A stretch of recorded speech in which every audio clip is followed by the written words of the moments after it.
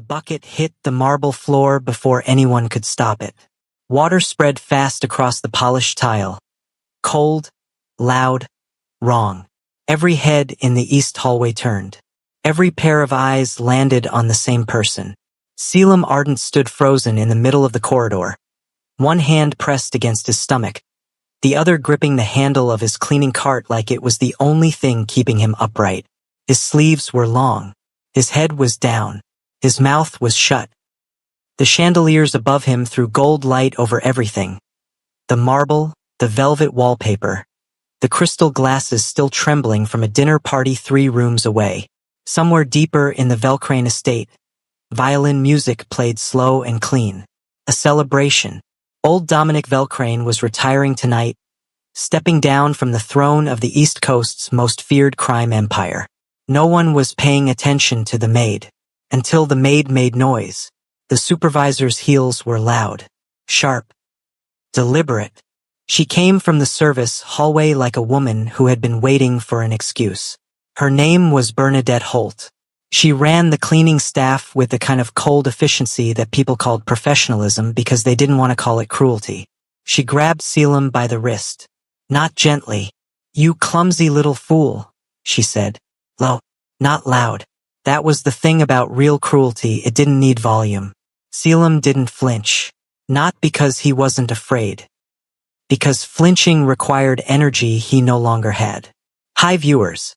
If you have ever worked a job where you felt invisible even while being mistreated, drop a comment below and tell me. Did you stay silent or did you speak up? His uniform was a size too large. Gray. Shapeless. The kind that made a person disappear into the background. But the fabric pulled tight across his middle when Bernadette yanked him forward. Just a little. Just enough. The pregnancy had been impossible to hide for weeks now. Selim had tried anyway. He was good at hiding things. Bruises on his arms. Hunger behind steady hands. Fear inside a flat expression. And Omega working a temporary maid position in a mansion full of alphas learned fast that visibility was not safety. Invisible was safe. Invisible was survival. But tonight the bucket had betrayed him. "Clean it up," Bernadette said. She released his wrist.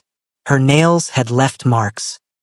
Small red lines across the bruises already there. "And don't touch another thing in this hallway until it's done."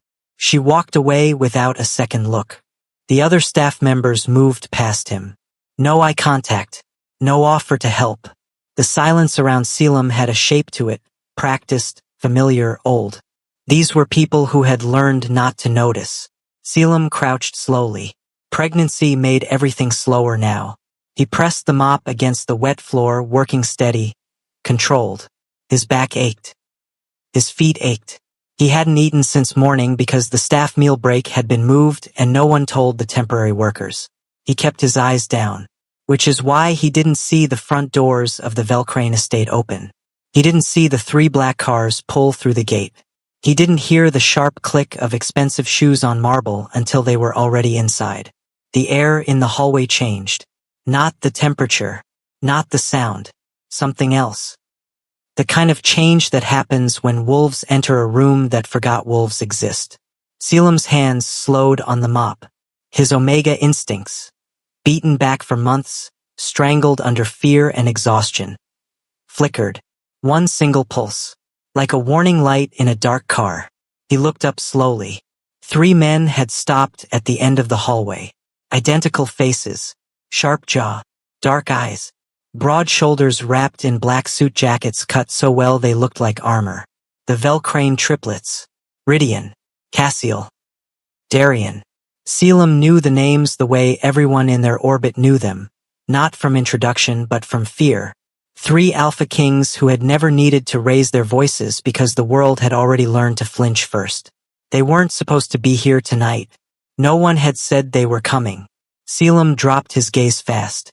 He pressed the mop harder against the floor. He told himself, be small, be invisible, be nothing. But at the far end of the hallway, Rydian Velcrane had stopped walking entirely. His brothers moved 2 more steps before they noticed. Rydian stood completely still, eyes moving slowly across the corridor. past the chandeliers, past the staff, past the water still pooling near the baseboards. His nostrils flared. Once, then again. His jaw tightened in a way that had nothing to do with anger. Something hit him from the inside like a locked door being kicked open. Mate, the scent was there.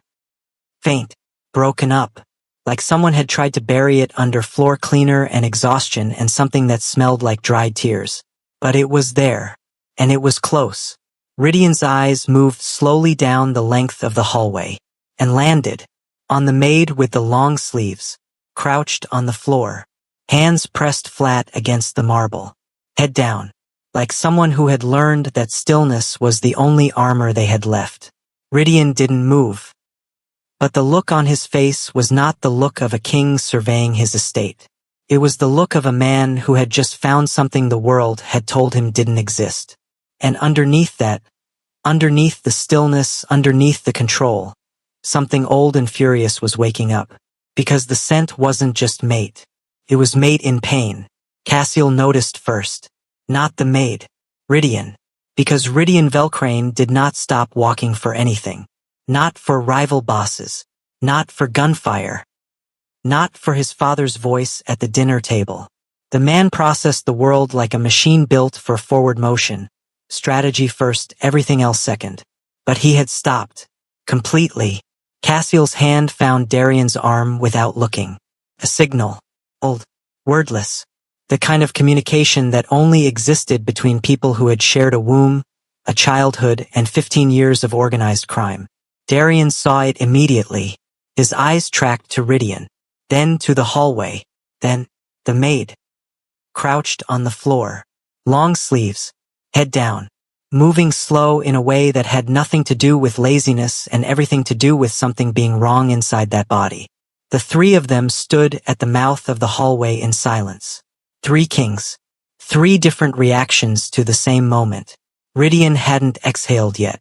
Cassiel's expression hadn't changed, it never did, but his eyes were moving, scanning the hallway the way he scanned every room he entered.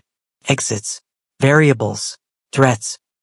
His brain didn't feel emotion first, cataloged first. Always, what he saw cataloged fast. The maid, the water on the floor, the red marks on the maid's wrist from where someone had grabbed him, the supervisor walking away without looking back, the other staff members not looking up, a whole hallway of people who had decided not to see something. Cassiel's jaw moved once. Darian was the talker. The one who smoothed rooms, read energy, defused situations with a sentence before they became problems. He was the reason the Velcrane name still had allies instead of only enemies. He understood people in a way his brothers didn't bother to. Right now, reading Rydian, he felt something he hadn't felt in years. Concern. Not for the maid. For Rydian. Because the look on his brother's face was not the look of a man in control of himself. RHY. Darian kept his voice low. Even. Talk to me. Rydian said nothing for 3 full seconds. The Omega, he said. That was all. 2 words. But Darian heard everything inside them. He turned back to the hallway. The maid had finished mopping the water. Slowly, carefully, one hand always near his stomach. He gripped the cart handle and started moving it back toward the service corridor. He was trying to leave. Quietly. Like someone who had a lot of practice disappearing before anyone noticed them. He's pregnant, Darian said quietly. Not a question. Cassiel didn't respond. He had already started walking. Not toward the maid. Toward the supervisor. Bernadette Holt stood near the service hallway entrance, speaking to another staff member with the easy confidence of a woman who had never been challenged in this building. Her arms were crossed. She was almost smiling. Cassiel stopped 3 feet from her. He didn't speak right away. He just looked at her.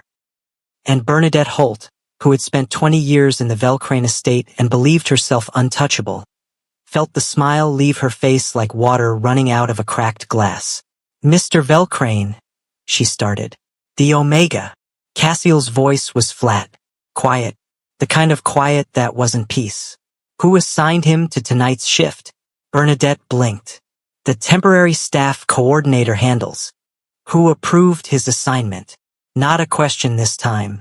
A period. Bernadette's mouth opened, closed. Cassiel had already looked away. His eyes were on the security panel near the service entrance. He pressed the intercom. "Lock down the service wing," he said. "No one in or out." Back in the hallway, Selim had almost reached the corridor door. Almost. His hand was on the handle. He was one push away from disappearing into the back passages of the estate. Invisible again, safe again, gone. And then the cleaning cart will caught on the door frame. Not badly.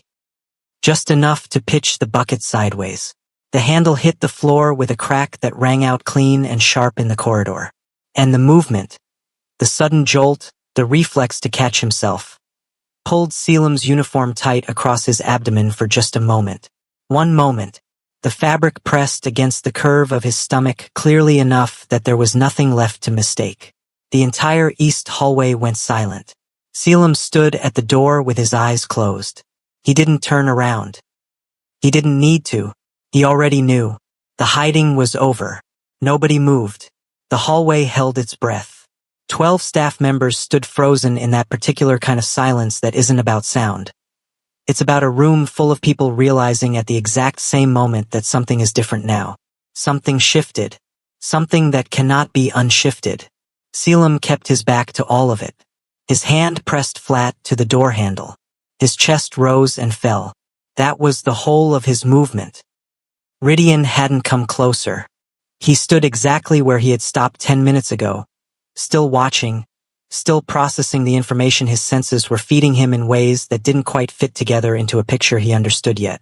Maid, pregnant, hidden, hurt. He had been to war rooms. He had sat at tables with men who ordered executions the way other people ordered dinner. He had walked into burning buildings and hostile courtrooms and every variety of dangerous situation the criminal world could generate. None of it had ever felt like this. This felt like the floor was a different height than it used to be. Darian was the first to speak. He walked to the center of the hallway, not fast, not slow, and turned to the remaining staff members with the calm authority of a man who had cleared rooms before. "Everyone find somewhere else to be," he said simply. They went. Fast. Quietly. The way people move when they understand that the moment they're standing in is not theirs. The hallway emptied in under 30 seconds. Selim didn't move. Rydian studied him from across the marble floor. The long sleeves. The careful stillness. The way the man's shoulders carried a tension that looked permanent.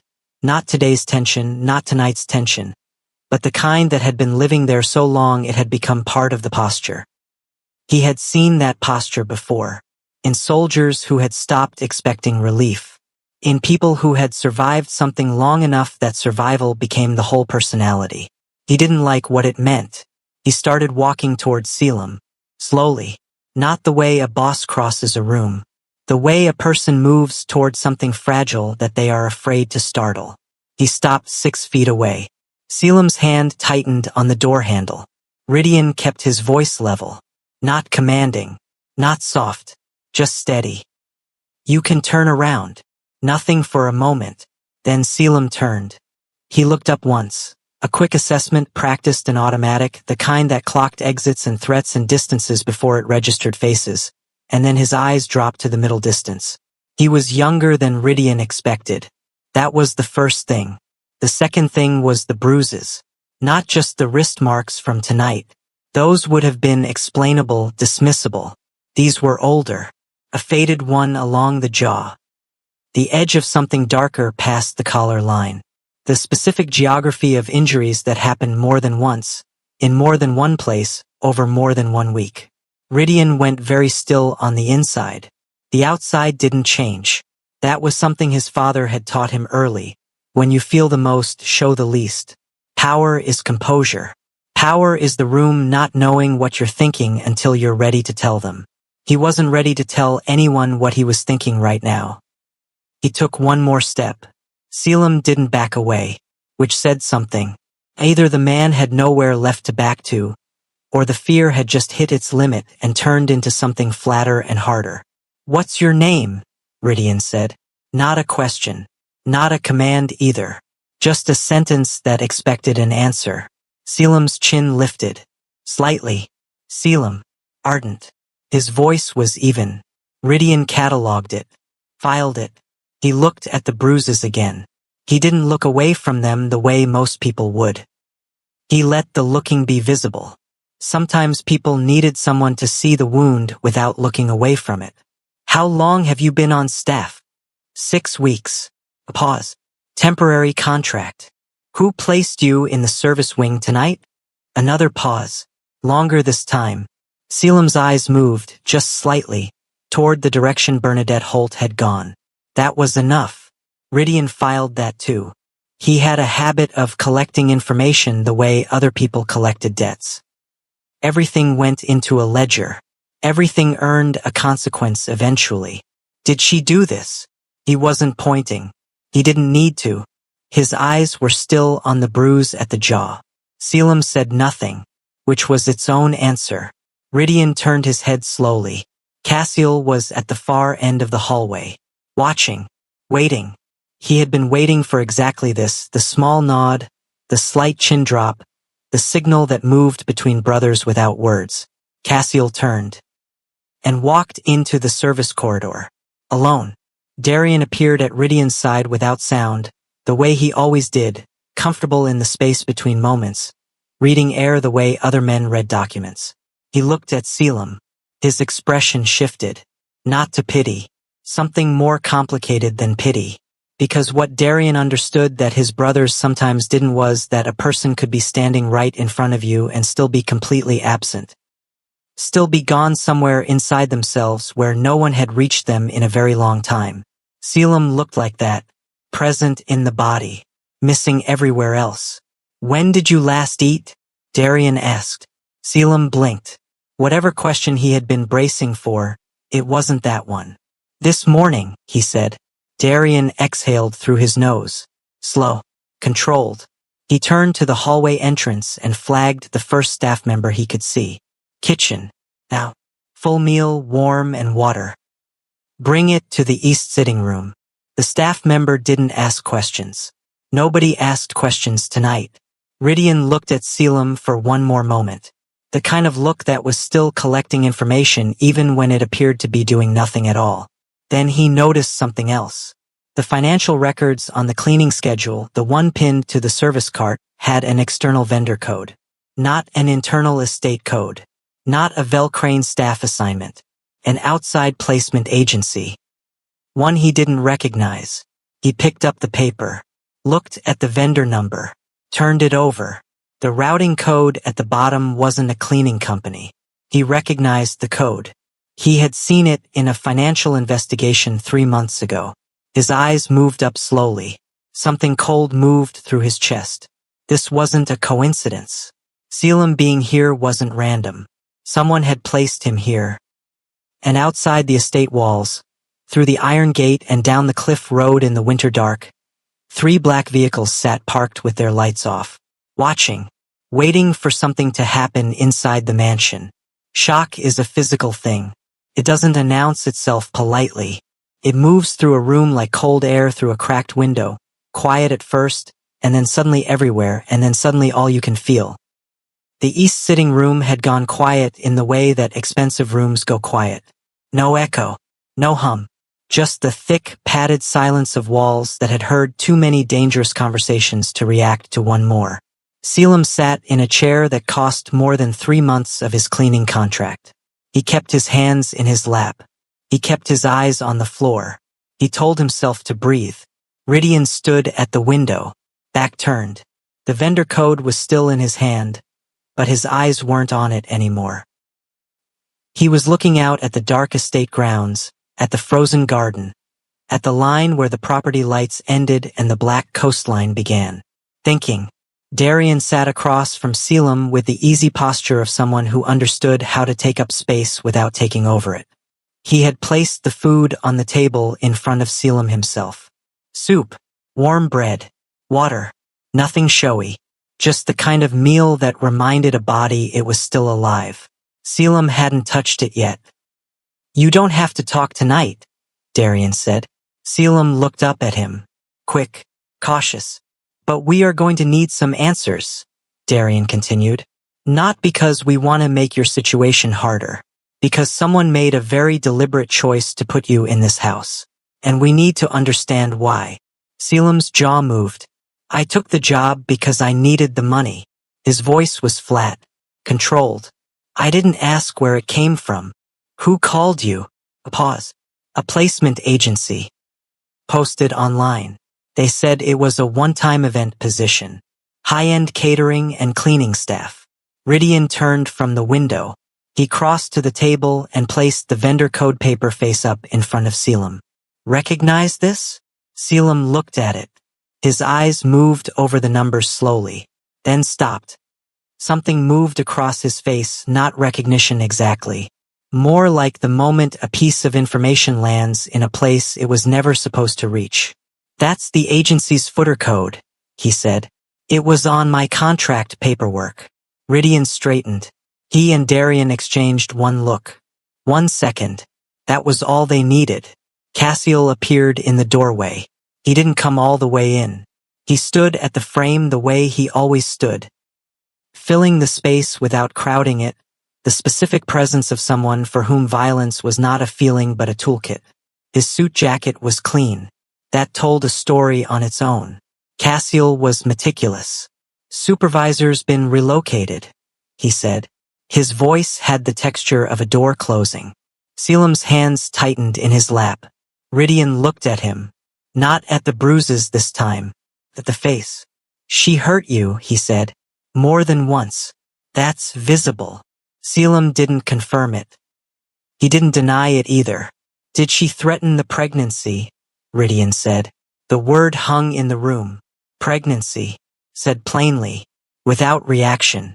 Without the particular kind of discomfort most people carried when the word applied to an omega in a situation like this. Selim's throat moved. She said. He stopped. Tried again. She said omegas who couldn't pull their weight were a liability. That if I wanted to keep getting paid, I needed to keep up with full duties. A pause. She knew. About the pregnancy. She knew from the first week. Darian's expression didn't change. But his hand on the armrest tightened once. Brief. Controlled. She kept you on a full physical workload, he said. Not a question. Selim nodded. The room held that for a moment. Then Rydian moved. He crouched. One knee on the marble floor. Right in front of Selim's chair. It was a strange thing to see. A man built for commanding rooms choosing to put himself at eye level with someone half his size. Deliberate. Purposeful. The kind of choice that communicated something words didn't quite reach. He didn't touch anything. He just looked at Selim directly. And waited. Who hurt you, he said. All of it. Not just tonight. Selim looked at him for a long moment. The alpha scent in the room was layered 3 different alphas, 3 different textures to it. Under normal circumstances, that alone would have been enough to overwhelm an omega's system. Especially pregnant. Especially exhausted. But there was something in the combined scent of these 3 men that wasn't a threat. It was steadying. Like a wall being put up around you instead of being closed in on you. Selim's hands unclenched. He exhaled slowly. And then he whispered a name. Not Bernadette Holt. A different name. A name that made Cassiel go very still in the doorway. Because it was a name they knew. A name that had showed up in their financial investigations before. A name that connected to people outside this estate. Outside this city. Cassiel turned without a word and walked down the hallway. Darian stood. Rydian didn't move from the floor for another moment. He looked at Selim once more. Steady, unreadable. Then he rose. He walked to the sitting room door. And 3 rooms away, past the marble corridor and the retired violin music, the sound of a man's voice rose, short, sharp, and then cut off. The estate doctor's name was Matthias Webb. He had served the Velcrane household for 11 years. He had stitched wounds that couldn't be reported, signed documents that couldn't be filed, and kept the kind of professional silence that men in his position learned fast or didn't last. Tonight he moved quickly. He had been called with 2 words. Omega. Pregnant. That was enough. The east sitting room had been converted. Quietly, efficiently. Proper examination area. Warm light. A medical bag that never left the estate grounds. Everything Matthias needed and nothing he didn't. Selim sat on the edge of the couch with the careful stillness of someone who had learned to detach from his own body during examinations. It was a particular kind of stillness. Matthias recognized it immediately. He had seen it in people who had gone through too many medical situations where they had no control over what happened next. He moved carefully, asked before he touched, explained each step. Small things. They mattered. Rydian stood at the far wall, arms crossed, watching everything. Not the doctor. Selim. The way a man watches something he has already decided he is responsible for, not out of ownership but out of something older and less articulable than ownership. Darian sat near the window. He had been quiet since the name. The name Selim had whispered. Marcus Devane. It was not a name you said casually in East Coast underworld circles. Marcus Devane ran the Callaway Syndicate, a rival faction that had been pushing at Velcrane territory for 2 years. Not with violence. Not yet. With money. With placement. With the patient, invisible work of embedding people inside the structures they wanted to weaken. That was the shape of it. Darian turned it over in his mind. A pregnant Omega placed inside the Velcrane estate by a front agency connected to Devane. Left in the service wing. Assigned to a supervisor already on Devane's payroll. Kept quiet through cruelty. The question was why? What did Devane gain from an Omega Maid in a banquet hallway? The answer hadn't landed yet, but it was close. Across the room, Matthias paused. He looked at the scan results. He looked at them again. He set the portable device down slowly and turned to Selim. How long have you been aware of the pregnancy? He asked. Professional. Calm. For months, Selim said. Matthias nodded. He picked up the device again. Looked at the screen for a third time. The silence stretched 1 beat too long. Rydian uncrossed his arms.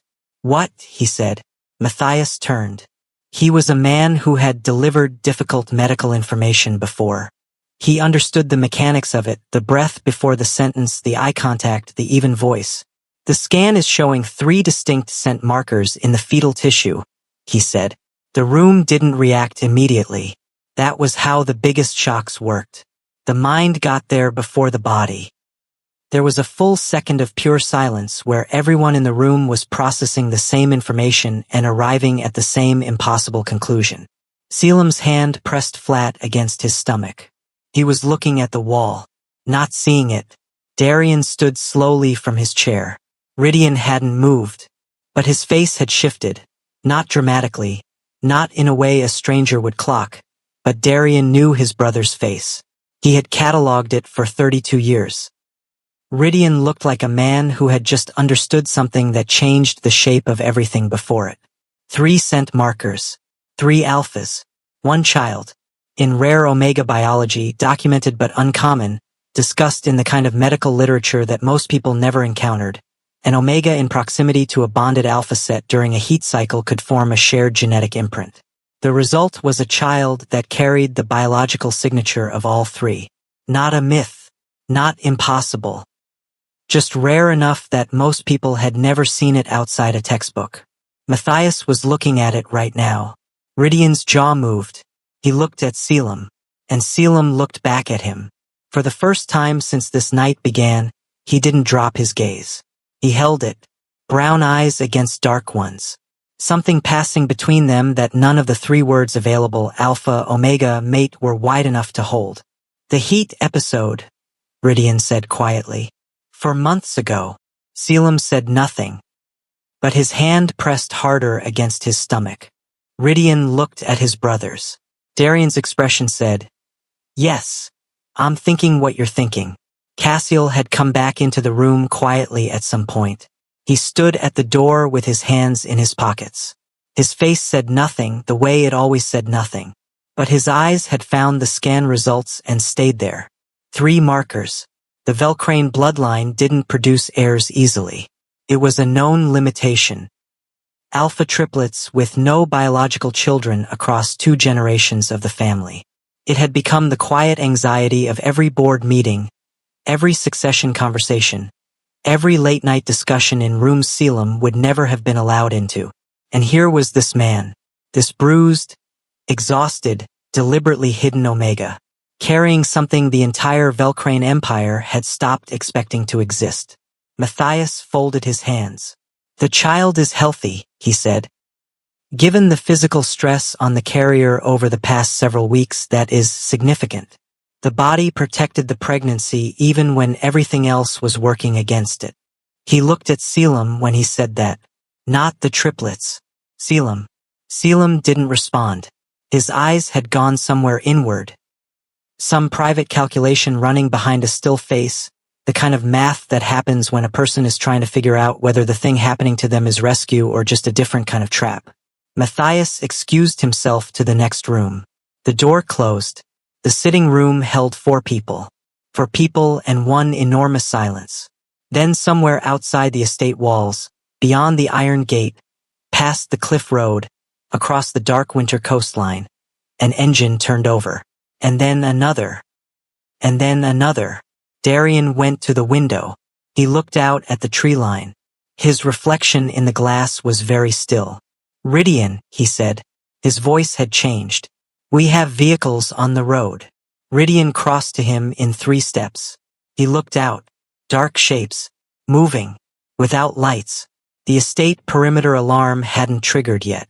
But it was going to. Rydian turned to Cassiel. One look. Cassiel was already gone. If you've made it this far, comment below.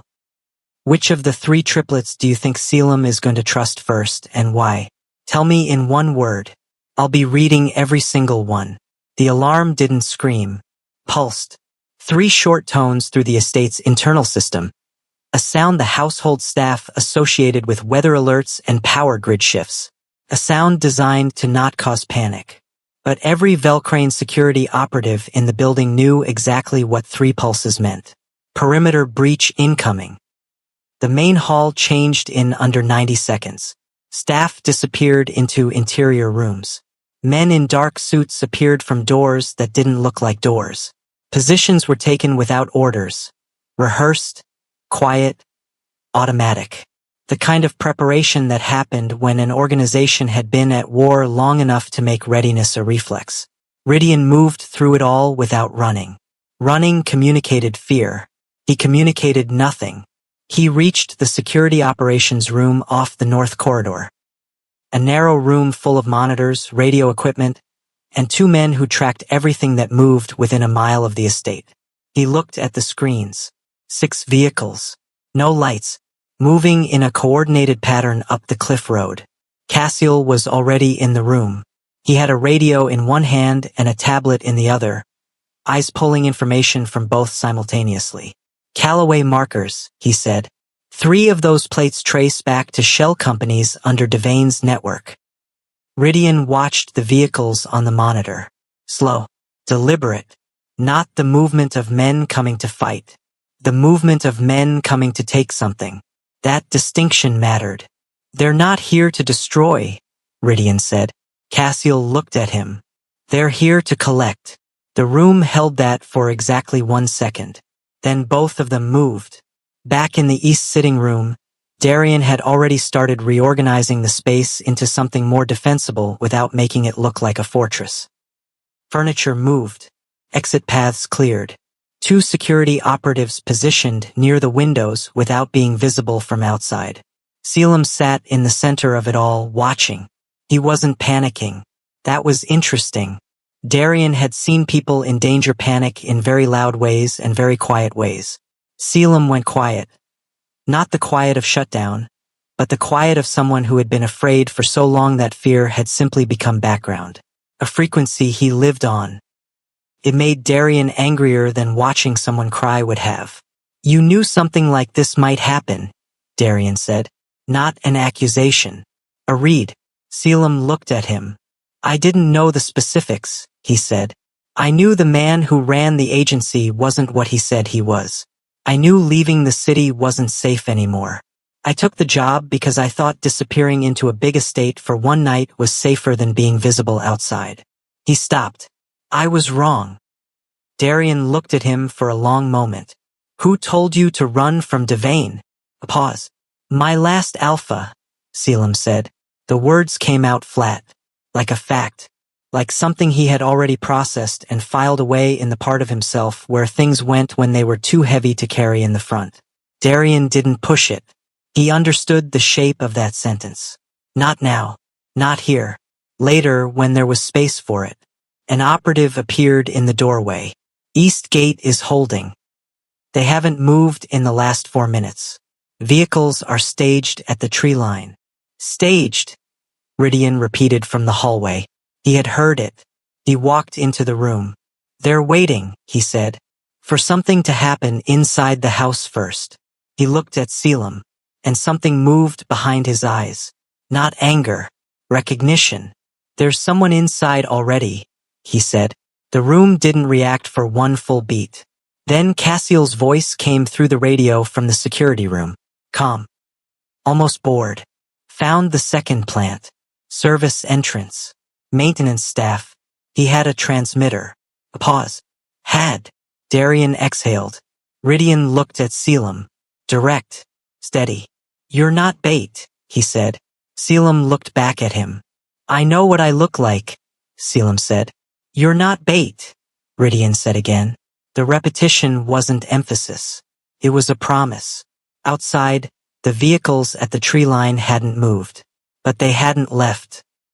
And 3 floors above the east sitting room, in a guest suite that hadn't been opened in 2 years, a window latch shifted. Very slowly. In the dark. The guest suite window opened 4 inches before the operative on the 3rd floor caught it. The man outside didn't make it through. That was the polite version of what happened.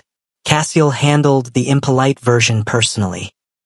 By the time Ridian reached the 3rd floor corridor, the operative was reporting to him, the intruder was contained, and Cassiel was standing at the open window looking out at the roof ledge with the specific expression he wore when something had almost inconvenienced him.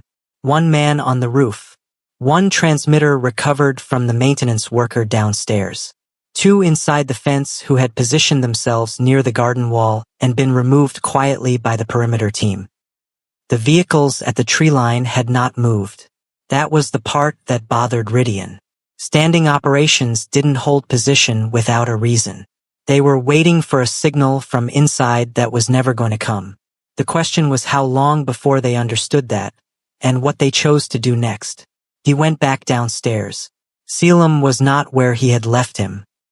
The east sitting room was empty except for Darian, who stood near the fireplace with his arms folded and a look on his face that communicated. I know where he is, and I think you should go find him yourself. Ridian didn't ask. He walked the hallway, found the door at the end that led to the small adjacent room. A sitting space with tall windows and shelves of books that no one had read in a decade. Selim was inside, standing at the window, not looking out at the grounds. The glass was too frosted for that. Just standing near it, like proximity to a window, gave him something the rest of the room didn't. Exit awareness. Ridian recognized it. He leaned against the doorframe. He didn't come in, didn't fill the room with himself, just existed at the edge of the space, available if that was what was needed.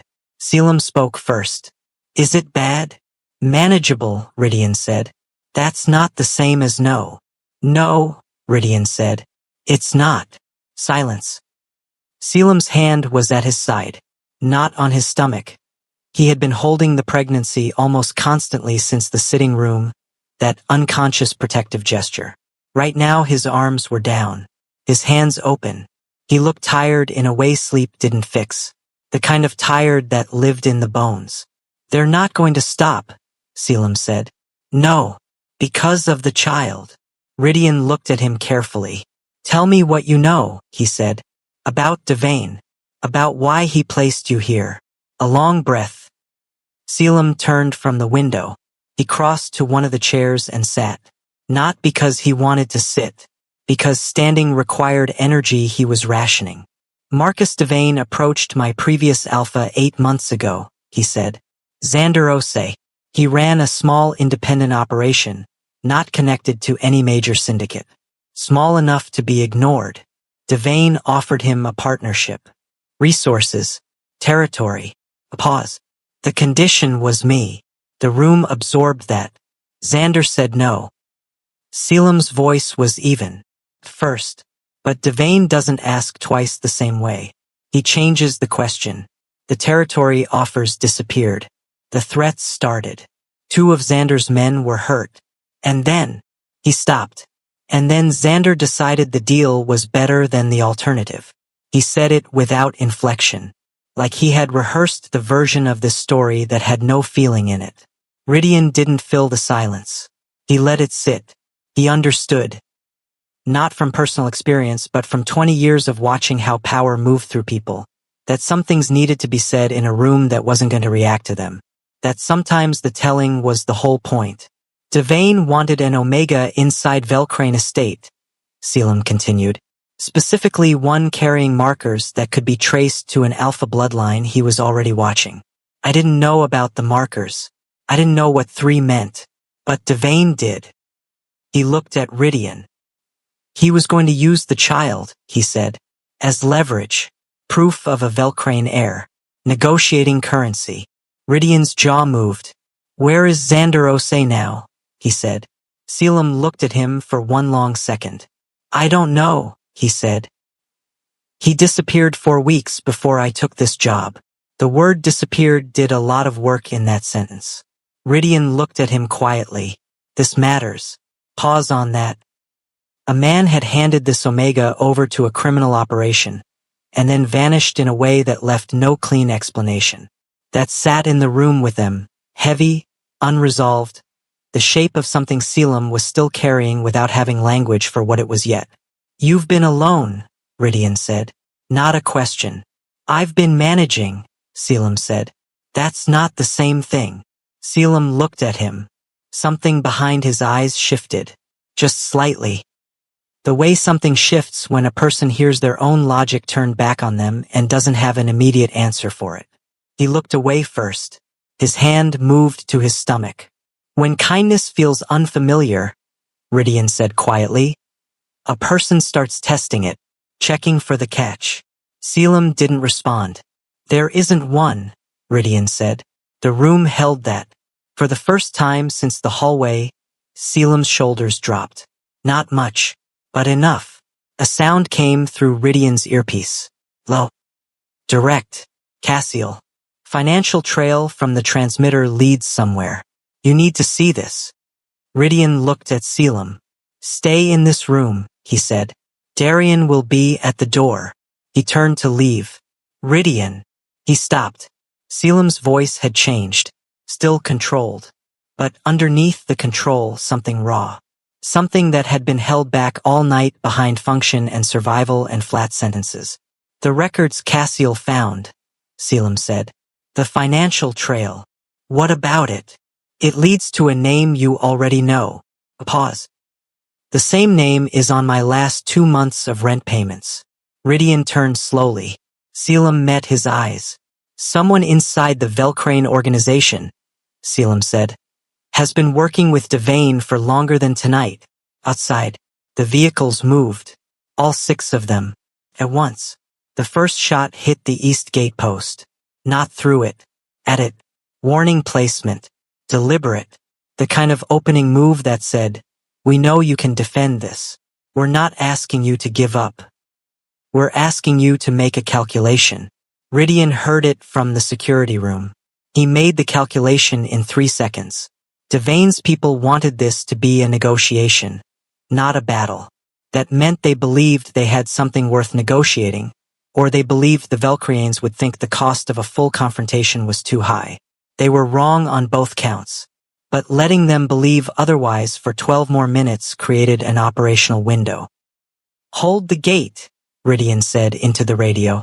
Don't engage unless they breach. Let them think we're considering options. He looked at the monitors. 6 vehicles. Estimated 20 to 25 operatives. Positioned well, 2 cars blocking the main road, 2 at the service entrance, 2 covering the cliffside perimeter. Professional. Not Devane's usual style, which meant he had brought outside help. Which meant this mattered to him more than territory. This was about the child. Rydian turned to Cassiel.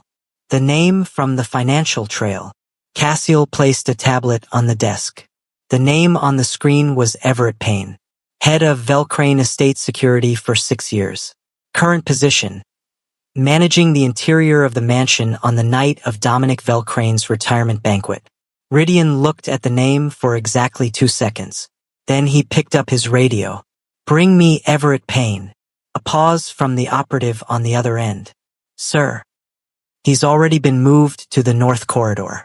We found him attempting to access the estate's internal communications panel." "Hold him there." He set the radio down. Cassiel said nothing. Neither did Rydian. They had worked together long enough that some moments didn't need words. This was one of them. A man they had trusted for 6 years had been feeding information to a rival syndicate. That was the operational reality. The emotional reality would arrive later, in private, when there was space for it. Right now there was a fight outside the gate. Rydian went back into the hallway. Darian was at the east sitting room door. When he saw Rydian's face, he moved one step aside without being asked. Silent communication. Old as childhood. The kind you couldn't explain to anyone who hadn't grown up sharing a room. "Selim is settled," Darian said. "Matthias is with him. Vitals are stable. Stress levels elevated, but the pregnancy is holding. Good. RHY. Darian kept his voice low. "Everett. I know. He was at the banquet tonight. He saw everything.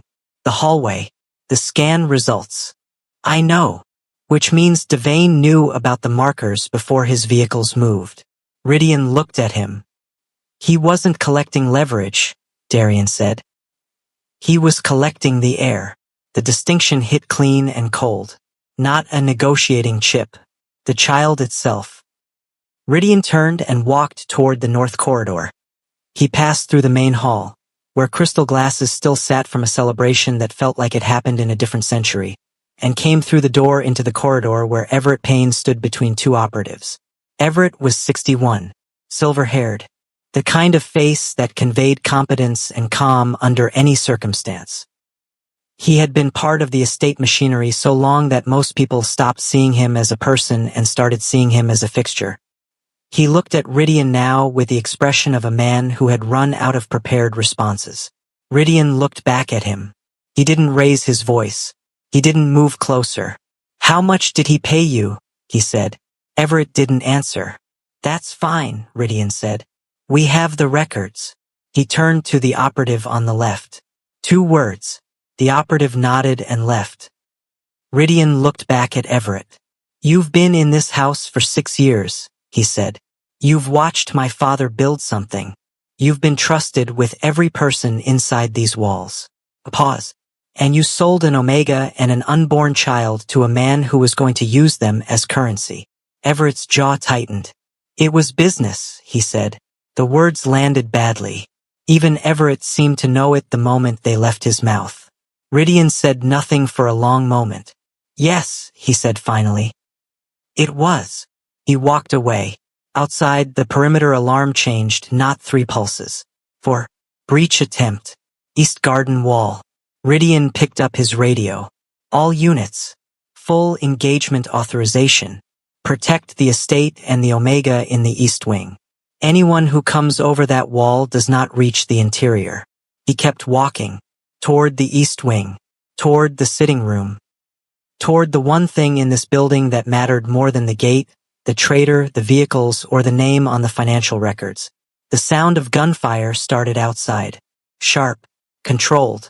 Short bursts. Velcrane operatives were trained for efficiency, not spectacle. Darian's voice came through the radio.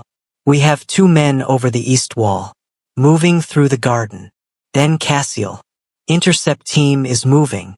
Then nothing on the radio for 11 seconds. Then a single sound from somewhere deep in the East Wing. Not gunfire. Closer. Inside. Rydian broke into a run. He hit the East Corridor in 4 seconds and stopped. The door to the small sitting room was open. The room was not empty. One man, Devane's by the jacket, stood inside with a weapon raised. And Selim stood between that man and Matthias Webb with a fireplace poker in both hands. Shaking, but standing. The man hadn't fired. He was looking at Selim's stomach. Even Devane's people had limits, or maybe instructions. Bring the Omega back breathing. Ridian came through the door. The man's weapon swung toward him, half a second of indecision, Alpha versus Omega, which threat was greater? Half a second was enough. The fireplace poker connected with the man's forearm. Hard. The weapon dropped. Selim had not hesitated. He had not closed his eyes. He had swung. Ridian crossed the room in 2 steps, secured the man, and turned. He looked at Selim. Selim was breathing fast. The poker was still in his hands. His knuckles were white, but he was looking at the man on the floor with an expression that was not fear. It was clarity. The particular clarity of someone who had just discovered something about themselves they hadn't known was there. He looked up at Ridian, and for the first time all night, Selim Ardent looked like someone who understood he was not alone anymore.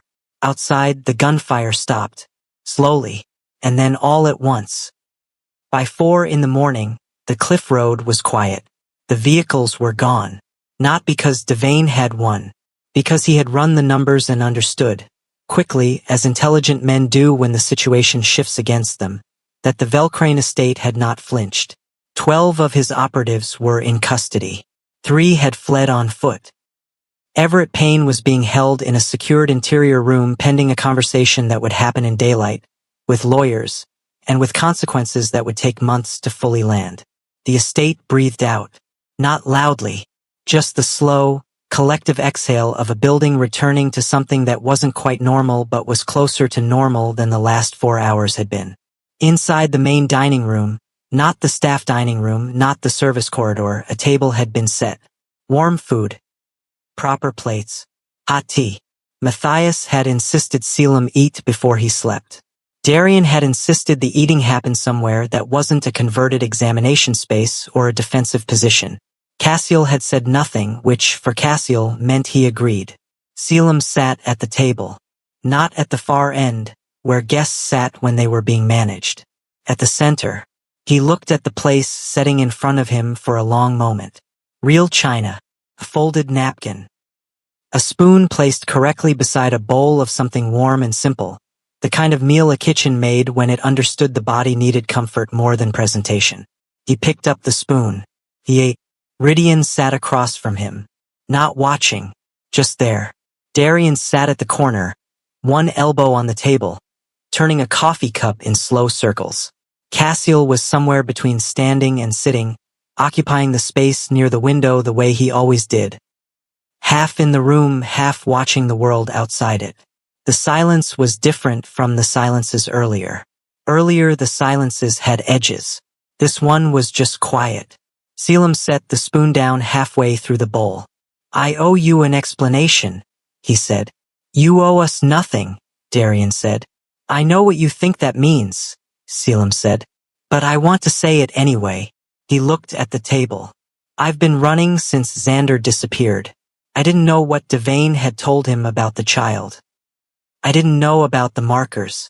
I knew the pregnancy was complicated, and I knew the situation I was in was dangerous, and He stopped. Collected. I made choices that kept me alive. Some of them I'm not proud of. The job tonight was one of them. You survived, Ridian said.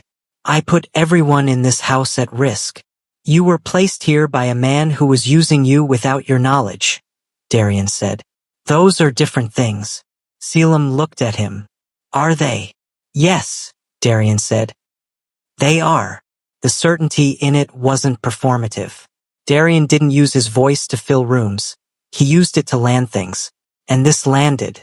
Selim looked back at the bowl. He didn't pick up the spoon again. What happens now? He said.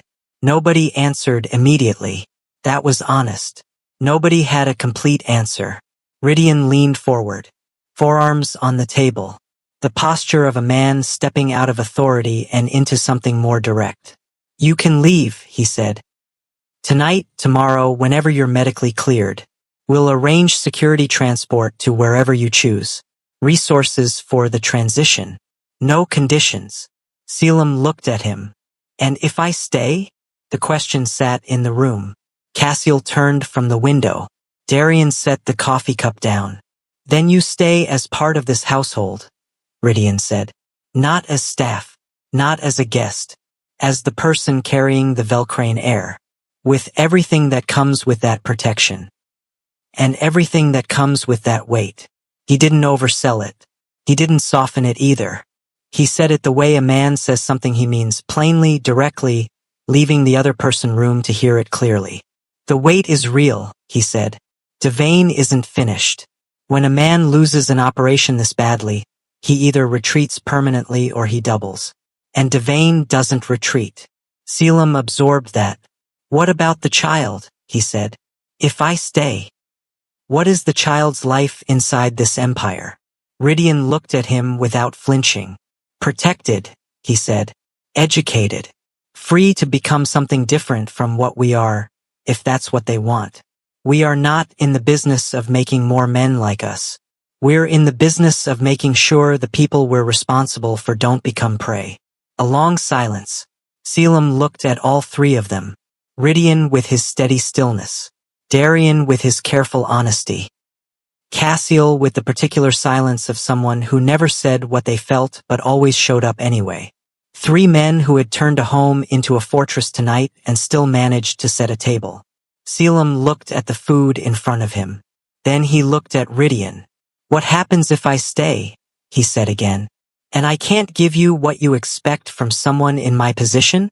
Ridian looked at him for a long moment. What we expect, he said carefully, is that you are honest. That's the whole of it. Selim was quiet. Then I need to tell you something, he said.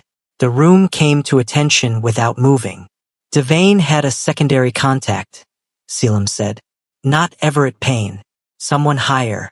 Someone who was supposed to receive confirmation that the child's markers were verified, and then move on the Velcrane estate not with vehicles, but through the legal system. Inheritance challenges. Contested bloodline claims. He looked at Ridian. I heard Devane talking about it the night I left the city. I didn't understand all of it. But the name he used. He stopped. The name he used is someone in this room tonight. Nobody moved. Not for 3 full seconds. Ridian's eyes went to Darian. Darian's eyes went to Cassiel. Cassiel was already looking at Selim. Still. Precise. The way he looked at things he was about to understand completely. Say the name, Ridian said. Selim's hands pressed flat on the table. Dominic Velcrane, he said. The patriarch. The man whose retirement banquet had filled this mansion with crystal glasses and violin music and the illusion of a peaceful transition. The man who had stepped down from the throne tonight. Ridian didn't react for a moment that lasted too long to be comfortable. Then he stood. He moved to the window. His back was to the room. Outside, the estate grounds were lit by the cold winter dawn beginning to press against the dark at the horizon. Snow on the garden. The cliff road empty. The gate intact. Everything looked the way it always looked. Ridian knew better than to trust how things looked. Darian spoke first. His voice was careful. Not shocked. Darian was rarely shocked. He processed information too quickly for shock to have a long window. But careful. You heard a name, he said to Selim. What was the context? Devane was on a call, Selim said. I was in the next room. He didn't know I was there. He said the arrangement had been in place for 2 years. He said the old man had been feeding information in exchange for a protected exit, a way to step down from the empire without losing his financial holdings to his son's control. A pause. He said the Omega's arrival tonight was the old man's idea. The room held that. This is important. Because if it was true, if Dominic Velcrane had negotiated his own retirement by handing his son's heir potential to a rival syndicate, then tonight wasn't an external attack. It was a succession play from inside the bloodline. Cassiel turned from the window. He looked at Ridian. Father's still in the East Wing, he said. He hasn't come out since the banquet moved indoors. Rydian turned from the window. His face had settled into something that wasn't anger. It was the look a man gets when a piece of information explains too many smaller things at once. When a picture forms out of details that had never quite connected before. He looked at Selim. "You're certain of the name?" "Yes," Selim said. "I know what I heard." Rydian looked at him for a long moment. Not testing him. Deciding something. "Then I believe you," he said. He said it simply, without ceremony. But Selim's eyes changed when he heard it. Not dramatically. Not with tears or relief or any of the visible forms emotion took. Just a small, precise shift behind the eyes. The kind that happened when a person received something they had been waiting for without knowing they were waiting. Someone taking their word. Treating their account like it counted. Rydian moved to the door. Darian stood. RHY. His voice was careful. Not stopping him. Just marking the moment. Whatever he did, however far this goes, he's still. "I know what he is," Rydian said. He walked out. The hallway outside the dining room was quiet. The morning light was beginning to gray the windows at the end of the corridor. The violin from the banquet was long gone. Silence had taken its place completely now, the kind of deep house silence that only existed in the space between the end of one thing and the beginning of something else. Rydian walked to the east wing. He knocked on his father's suite door. A long pause. Then Dominic Velcrane's voice. Controlled. The voice of a man who had spent 50 years never revealing himself through sound. "Come in." Rydian came in. He closed the door. He didn't speak immediately. His father sat near the window. Dressed fully, suit jacket buttoned, posture correct, a glass of something amber on the side table. Like a man who had been waiting for exactly this knock and had dressed for it hours ago. The look on Dominic's face was not surprise, which said everything. "You already know why I'm here," Rydian said. Dominic looked at him. "I built this empire," he said. "Every room of it. Every alliance. Every debt. Every name on every contract." "Yes," Rydian said. "And I am owed the right to determine how I leave it." Rydian was quiet for a moment. "Not like this," he said. "You would have managed it better?" "Yes," Rydian said. "I would have come to you, told you what I needed, and we would have worked something out that didn't put an Omega and an unborn child in danger." Dominic looked at the window. Something moved across his face. Not guilt. Closer to recognition. The particular expression of a man who had made a calculation and was watching it fail in real time and was honest enough, only now, only here, to admit that the calculation had been wrong. "The markers," Dominic said. "Are they real?" "Yes." A long pause. "Then the bloodline continues," the old man said, quiet, almost to himself. "The bloodline continues," Rydian said. "In spite of what you did. Not because of it." He turned and walked to the door. He stopped with his hand on the frame. "Stay in this room until I send someone," he said. "We'll talk more when I've had time to think about what this means." He walked out, back to the dining room, back to the table where Darian and Cassiel sat in silence and Selim was finishing what was left in the bowl. Slowly, steadily, the way a person ate when the immediate emergency had passed and the body was remembering it was still a body. Rydian sat down. He looked at Selim. Selim looked back. Dawn was coming through the window now, pale, cold, clean. Winter light across the dining table. Across the estate grounds. Across the snow on the garden wall and the empty cliff road and all the quiet aftermath of a night that had dismantled several things and built one. "What did he say?" Selim asked. "What I expected," Rydian said.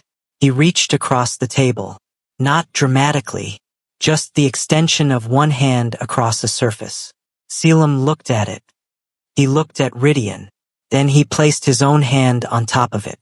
His hands were still cold from the night. Rydian's were warm.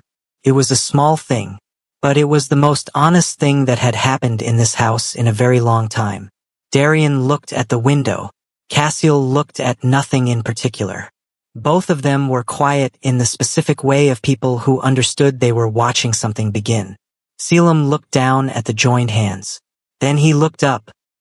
Not at Rydian, but at all three of them, slowly, one face at a time. "I don't know how to do this," he said. Darian smiled. "First time all night." "Nobody does," he said.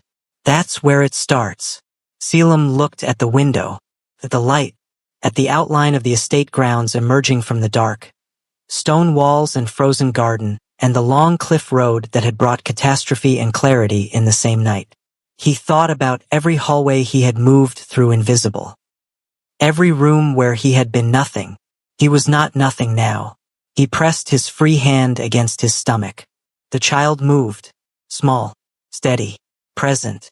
He closed his eyes for exactly 1 moment, then opened them, and looked at the day like a man who intended to meet it.